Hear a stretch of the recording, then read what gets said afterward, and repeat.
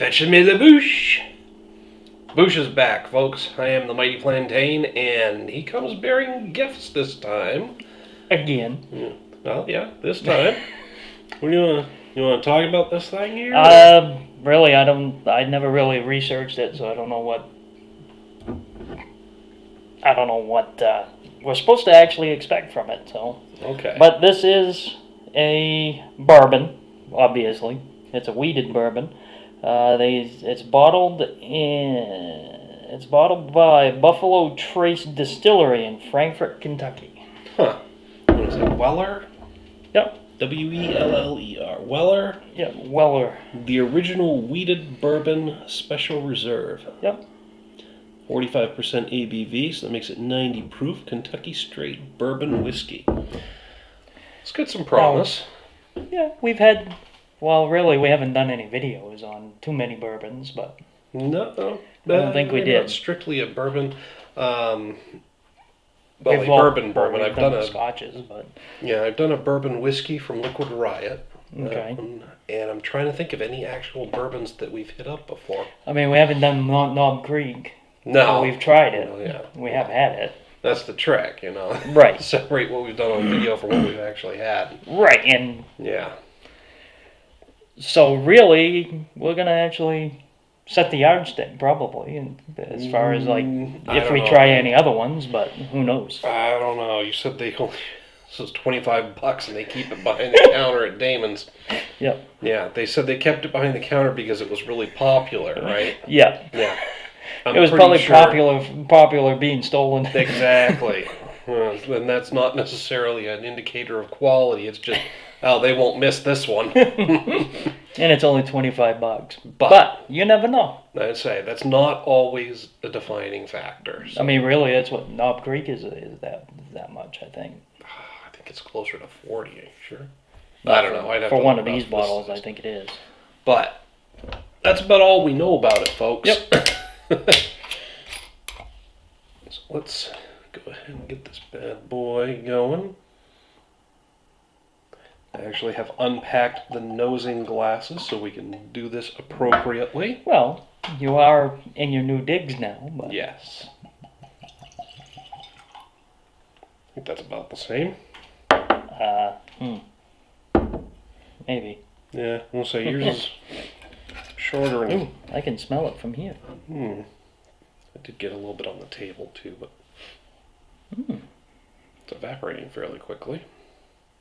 And I don't know how I got some under the glass. It must have dripped out the side. I'm having trouble with that kind of stuff lately. Definitely has a boozy flavor, smell.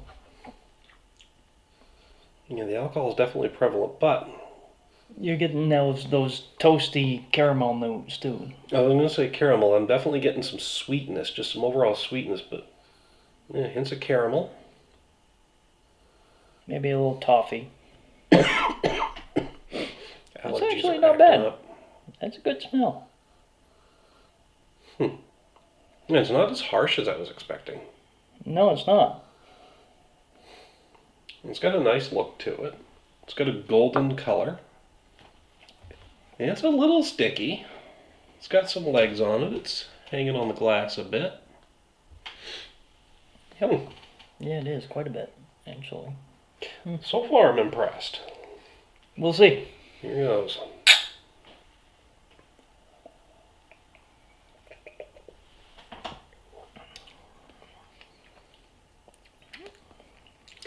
It's got some harshness up front. But not quite as bad as you'd think. No. And I think that's actually the wheated part of it. It makes it smoother. Could be because wheat does tend to have a bit of a lighter but more a lighter flavor, but there's like a grainy sourness to it almost. Not necessarily sourness. I'm trying to think of the word to describe what I mean, you know what I'm talking about. Right. But like you said, it's a little harsher than some of the other grains can be up front. But it's not too bad. There's no real harsh burn to it. Mm-mm. Not like some of the other bourbons that are out there. I mean, and really, To me, that's the difference between bourbon and whiskey. Is bourbon is a little more is a little harsher than straight just regular whiskey. It's definitely the caramel flavor does Yes. carry through. That does too. Like you said, there are some notes of toffee in there. Yep. And the caramel, and really, it's not, like I said, it's not really that harsh. But it is a pretty good. I can see why people are trying to steal it, if that's the case. It's got some toasty notes to it as well. Huh. It's not bad. Pappy Van Winkle eventually merged Weller's namesake company with the APH Stitzel distiller to form the Stitzel Weller Distillery.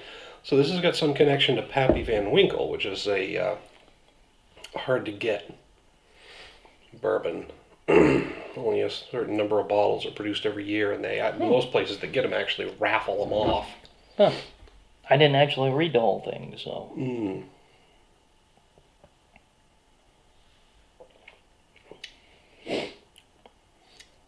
Yeah, I'm looking for anything else to come out in the flavor, but I'm really just getting the caramel and toffee notes, a bit of toastiness, and that initial harshness of the alcohol is actually fading very quickly. Yeah. By the time I get to the bottom of this small glass, it's smoothed out significantly. So I'm impressed. I would definitely W.L.Weller, that's who it originally was the producer. Probably the founder. It's actually not bad. I would drink that on a regular basis. For $25, you can't beat it. No. That's pretty damn good. Yeah.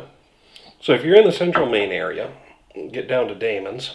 They have that. Supposedly it's behind the counter, but yeah, there's probably they one said near they couldn't you keep them on the because- shelves. But Yeah, they're all over the damn state now. yeah, Damon's is. Yeah, for $25, the Weller's not bad at all. Yep. But that's just what we have to say about it. Hit us up down in the comments and the email link down below. Love to hear from you, whatever you have to say. Yeah, how does this stack up to Pappy Van Winkle, since it has some connection to it?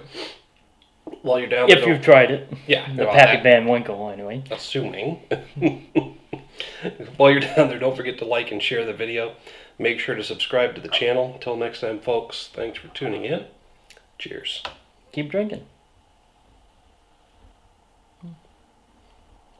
Yeah, it's Not bad. decidedly smoother at the bottom. Yeah, it is very good.